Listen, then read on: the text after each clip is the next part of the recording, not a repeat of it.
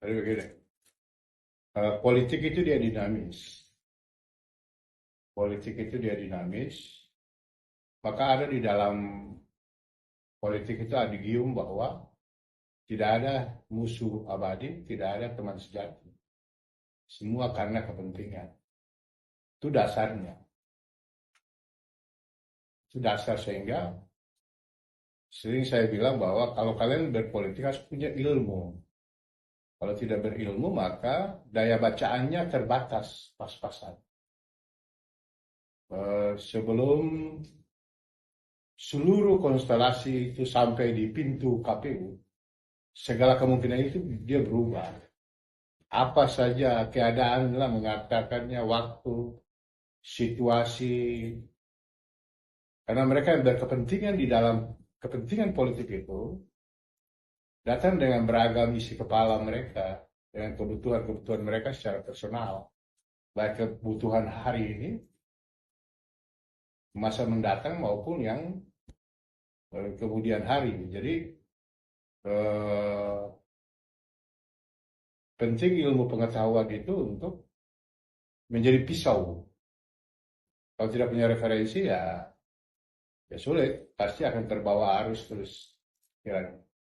Jangankan kita di dual ya, di level Jakarta aja, di level presiden aja, jalan setahun tiba-tiba berubah, tidak pernah connect, tiba-tiba connect. Karena politik itu selain adigium tadi, juga dia bicara tentang momentum. Jadi politik itu dia momentum.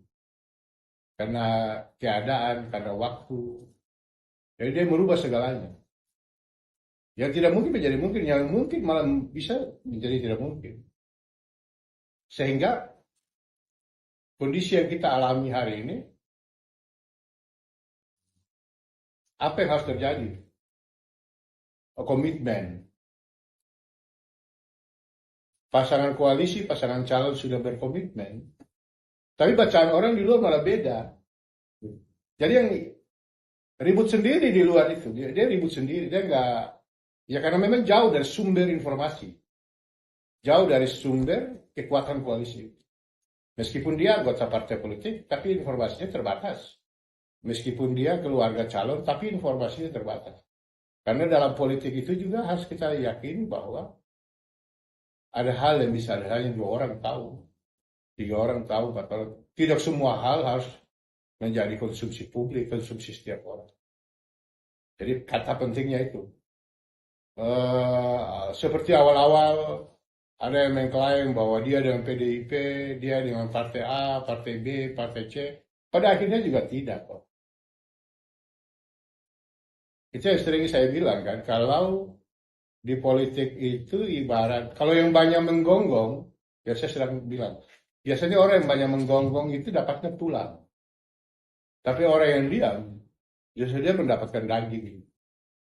Jadi harus lebih jeli untuk melihat situasi politik di terutama kita macam kita di luar ya.